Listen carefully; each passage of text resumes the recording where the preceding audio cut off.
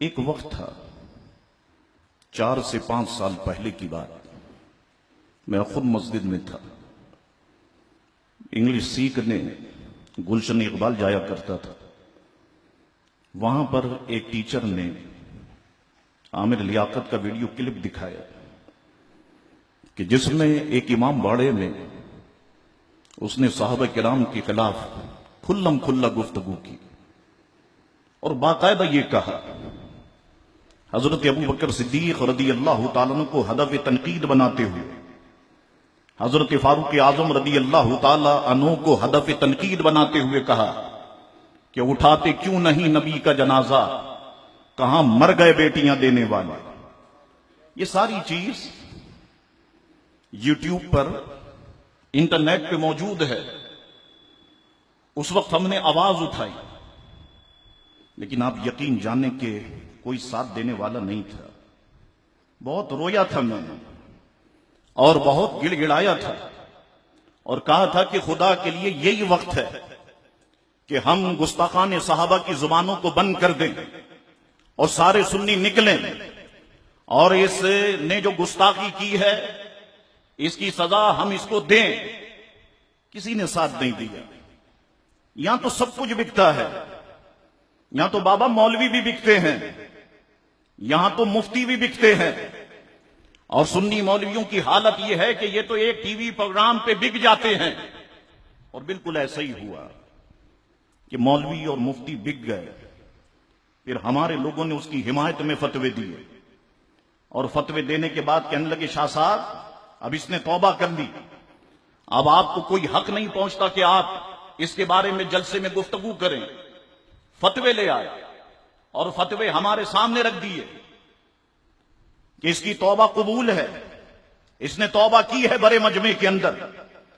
میں نے اس وقت کہا خدا کے لیے عقل سے کام لو، اگر تم نے اس طریقے سے اس کو معاف کر دیا تو یہ تو پھر ہر کوئی اٹھے گا اور حضور کریم علیہ الصلوۃ والسلام کے غلاموں کی شان میں اور اہل بیت کی شان میں گستاخی کرے گا۔ اس وقت تم کیا کرو گے؟ تو سارے علماء بیٹھ جاؤ اور ہمیشہ کے لیے اس دروازے کو بند کر دو۔ کسی نے توجہ نہیں دی۔ آج آپ دیکھیں روزانہ کوئی نہ کوئی فتنہ اٹھ رہا ہے۔ ایک خبیث اٹھ کے کہتا ہے کہ امام حسین تو باغی تھے، امام حسین نے تو اقتدار کے لیے جنگ کی۔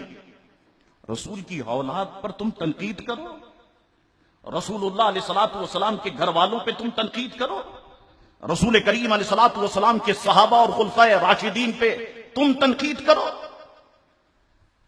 مجھے بتاؤ اگر اس وقت یہ دروازہ بند کر دیا جاتا تو میں سمجھتا ہوں کہ یہ دروازہ پھر کبھی نہیں کھلتا۔ اب دروازہ کھل گیا۔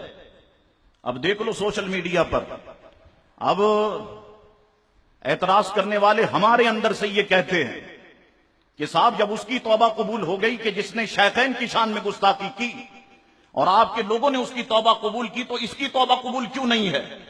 اب اس کا جواب دو۔ یہ کیا وجہ ہے کہ آپ کا اپنے لوگوں کے بارے میں فتویٰ دوسرا ہے اور ہمارے بارے میں فتویٰ دوسرا ہے؟ یاد رکھو کہ ایک فتویٰ ہونا چاہیے۔ جو بھی پیارے مصطفیٰ کی شان میں گستاخی کرے، صحابہ کرام کی شان میں گستاخی کرے، ازواج مطہرات کی شان میں گستاخی کرے، فتویٰ ایک ہونا چاہیے، چاہے ہم میں سے ہو چاہے غیروں میں سے ہو۔ اب جن لوگوں نے فتوے دے کے اس کو بچایا، اب وہ جوابات دیں ان سارے ویڈیو کلپس کا، اور جوابات دیں وہابی اور دیوبندیوں کی طرف سے اٹھنے والے سوالات کا کہ 5 سال پہلے میں چیخ رہا تھا کہ خدا کے لیے اس دروازے کو بند کر دو، تم نے اس دروازے کو کھولا، اب تمہیں اس کے جوابات دینے پڑیں گے۔ اور تم اس کے جوابات دو گے کیسے؟ قوم کے سامنے تم آؤ گے کیسے؟ تو عجیب و غریب حال ہے۔ یاد رکھو سنیوں، کسی بات کو کرنا بہت آسان ہے اور پھر اس بات پر ہمیشہ کے لیے قائم رہنا یہ بہت مشکل کام ہے۔ یہ ہر کسی کا جگرا نہیں ہے کہ جو کوئی بات کہہ دے تو اس پر ہمیشہ کے لیے قائم ہو جائے۔ خدا کی قسم یہ جگر ہے تو پیارے مصطفیٰ کی اولاد کا ہے، یہ حوصلہ ہے تو غوث پاک کی اولاد کا ہے۔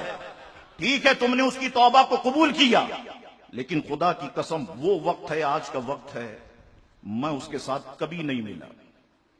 جس محفل میں بھی سنا کہ یہ آنے والا ہے، میں اس محفل میں نہیں آیا. اسی جگہ پر محفل ہوئی فکر سادات کانفرنس, اس میں اس کا نام لکھا گیا, میں نہیں آیا. اگر اس مجمع میں عاطف بلو موجود ہو, وہ اس کی گواہی دے گا کہ شاہ صاحب اس سے بات کر لیں, یہ آپ سے بات کرنا چاہتا ہے. میں نے بات نہیں کی. گزشتہ 1-1.5 مہینے پہلے اس کے ایک خاص آدمی اگر مجمع میں بیٹھے ہوں تو میں حق کہنے سے نہیں ڈرتا, مفتی نعیم, اس کے خاص آدمی, وہ مجھ سے کہنے لگے, بڑی دعوت کے اندر لوگوں سے کہنے لگے کہ پاکستان کے سارے مولوی اس کے پیچھے بھاگتے ہیں, اور شاہ صاحب وہ خوش نصیب آدمی ہے کہ یہ شاہ صاحب کے پیچھے بھاگتا ہے, کہ شاہ صاحب بس 1 منٹ کے لیے اس سے بات کر لیں, 1 منٹ کے لیے گفتگو کر لیں. نہیں کروں گا. جس نے میرے ابو بکر صدیق کو برا کہا ہو, جس نے میرے فاروق اعظم کو برا کہا ہو, جس نے امیر معاویہ کے خلاف زبان چلائی ہو, جس نے ابو سفیان کی شان میں گستاخی کی ہو, اور جس نے سر عام سنیت کا مذاق اڑایا ہو, تم نے تو معاف کر دیا ہے, اور تم کہتے ہو کہ فتوے کی روشنی میں معاف ہے. اگر معاف بھی ہے, بالفرض اگر تم کہتے ہو, تو تب بھی میں ایسے آدمی کے ساتھ نہیں بیٹھوں گا, ایسے آدمی کے ساتھ نہیں چلوں گا. تو دوستو, بات کرنا بہت آسان ہوتا ہے, اور اس بات کو نبھانا بہت مشکل ہوتا ہے. بہت مشکل کام ہے کہ کوئی آپ فیصلہ کریں اور اس پر آپ آخری دم تک کے لیے قائم ہو جائیں. یہ چیز بہت مشکل ہوتی ہے. طرح طرح سے مصیبتوں اور صعوبتوں کا سامنا کرنا پڑتا ہے. یہ چیز مشکل ہوتی ہے.